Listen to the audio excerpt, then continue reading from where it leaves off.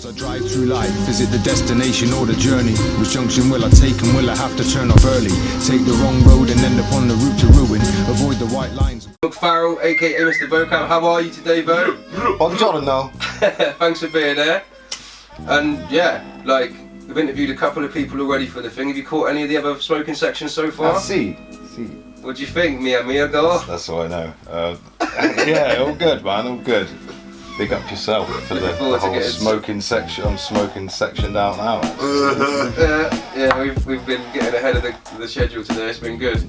It's chair squeaks. I better stop swinging. But yeah, cutting straight to the most exciting news for me. Tell us about what's coming up soon with your new project. I've become a mountaineering instructor. Is it? Where's that? Out in Cumbria. Oh my god, Cumbrian Mountain. No way, this is absolute Roncam exclusive, yeah? I was referring to the album.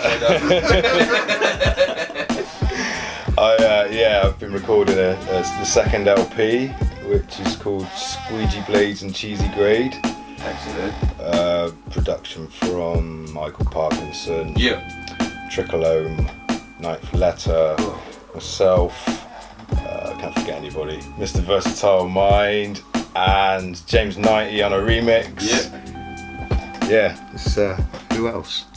Any other beats I've forgotten? I don't know about beats, but there's definitely a few interesting features. Oh yeah, the features as well, yeah, of course, but I was just thinking about production. That's exciting. You've been working really hard lately. There's a brand new video you and me had a couple of days working on. I think that's got a good few views and people seem to be responding well to it. What's the reception been like so far with your friends and family? Yeah, nothing but positive comments.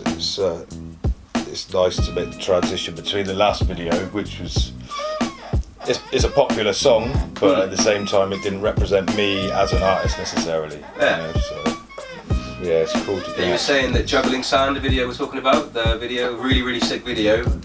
You wrote. Oh, it's a sick song as well. Dark place, right? I'm proud of the song, but it was the first video that I released, and it didn't necessarily represent me as an artist. That's it. Well, comparing that to Clocking Up the Mileage, like, which we both agree does represent where you're at today, like, tell us about what's changed. Old motherfucker. As well as the years clocking by, there's been a few changes since your last album, isn't there? Yeah, man. Yeah, I got two little nippers. Ooh. Ava and Reggie. Shout out. Shout out to the kids. They're lovely. My beautiful missus, Samantha. Yeah, busy as a dad. Providing, running my own business. That's it. Paying wages now as well. Yeah. Went from low wage to paying wages, just, you know. On that entrepreneurial shit, man. Hickory dickory dock. What? Hickory dickory dock. No nursery rhymes.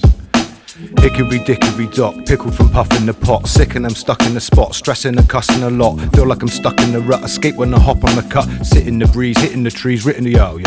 Hickory dickory dock, I'm pickled from puffing the pot. I'm sick and I'm stuck in the spot and it's leaving me stressing and cussing a lot. I feel like I'm stuck in a rut until I escape when I hop on the cut. I sit in the breeze, hitting the trees, written off freeze. Spit it with these, so bounce around like you've stubbed your toe. Get down to the sound of the grumpy flow, repping the land where the scrumpy grows, the funky country bumpkin vote.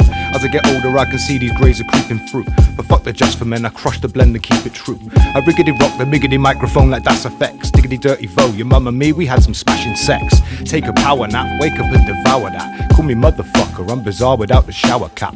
Been doing this since the beginning of time. I'm kinda messy, but this mind of mine is swimming with rhymes. Darren Dick's dastardly and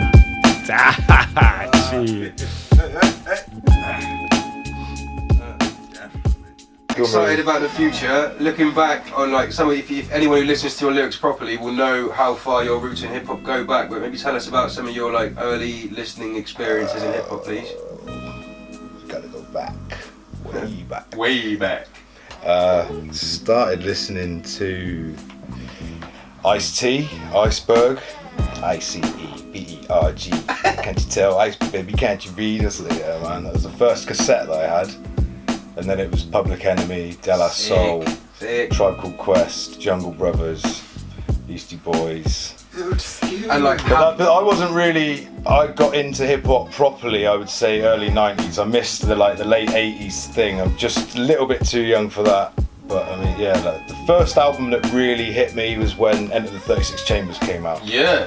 because I remember going to London to stay with some family, and I went out to the record shop one day and I found that and a Gunshot album, and it was the first UK hip hop album I'd heard, and it was the Wu-Tang album was just like, what the fucking hell is this? All of my mates were into happy hardcore at the time and going to raves, and there I am listening to Wu-Tang and wandering around town with my little ghetto blaster with, you know, just, all the old ladies like, what the fuck are you playing? And how long was it until you how long was it till you started rapping yourself and just kicking around with bars and stuff? I was like 60. I was probably, when I was at college, I started messing about writing lyrics because we would never go into lectures. We were just bunking off and doing buckets. Just sitting around writing lyrics and freestyling. Well, not so much freestyling because, yeah, I've always written. It wasn't until I met the DBD boys that I really started kind of freestyling a little bit. Speaking of the DBD boys, how did that, like, what's your take on the story of how that all started? Like, you know, like, let's hear it from the horse's mouth. The death before dishonour days.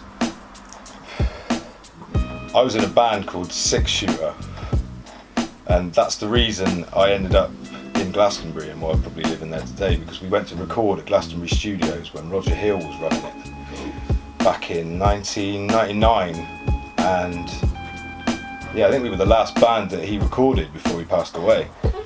But he introduced me to Ian Miller, Ninth Letter, because he plays drums, and Ian joined our band briefly as our drummer. Right.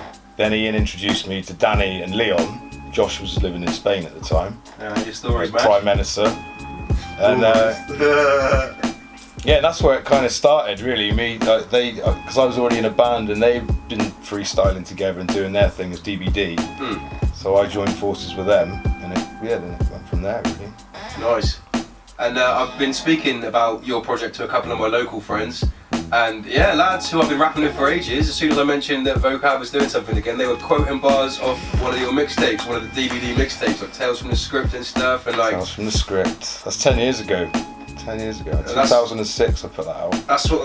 That was to promote the Cataclysm, and I was like, yeah, the Cataclysm's coming out in 6 months, and then it came out about 5 years later, so like, 6 years later. 10 years later, people are still like, even off the cuff, hearing your name and just spitting out bars, and like, you DBD boys did what you did put down has stuck with people, and you know, just big up and thank you for doing all that and sticking with it. Like, we're all fucking chuffed. It's a passion, and it's, you know, I've never really, I've made enough money out of selling CDs and stuff to put more money into making music, but I've never made music to make money. That's the thing. If I got paid from it, then that'd be a bonus. But that's it. I was saying to, you know, previous lads and like loads of mates, it's tough to balance being creative and balancing family and work, and you know, shout out to everyone who does. My dad's old school, right? So when I quit college, and I was like, yeah, I'm going to go back next September. I'm going to go back. He was like, well, if you're not at college, you got to get a job. So I went and got a job working in a warehouse or whatever I was doing at the time. And he moved out not long after that, so then it was just me and my brother living in the house. And of course, all my mates were like, yeah, man, you got your own house. But then I had to pay the bills and all that kind of shit, so I had to stick with the job. And I always remember the second job I had, I was working in a machine shop, and I used to sit there with my headphones on because it was so loud in there, listening to beats. I'd disappear into the toilet every couple of hours, and I'd write the lyrics out on the toilet paper. And I'd get home and I'd copy it all up into my book. And I had so many flows that were written that way. Then I had a job as a boat builder where I just used to write the lyrics on the bench. And by the end of about 3 or 4 weeks, this bench would just be covered in them. So I'd have to flip it over and start again. Yeah, man.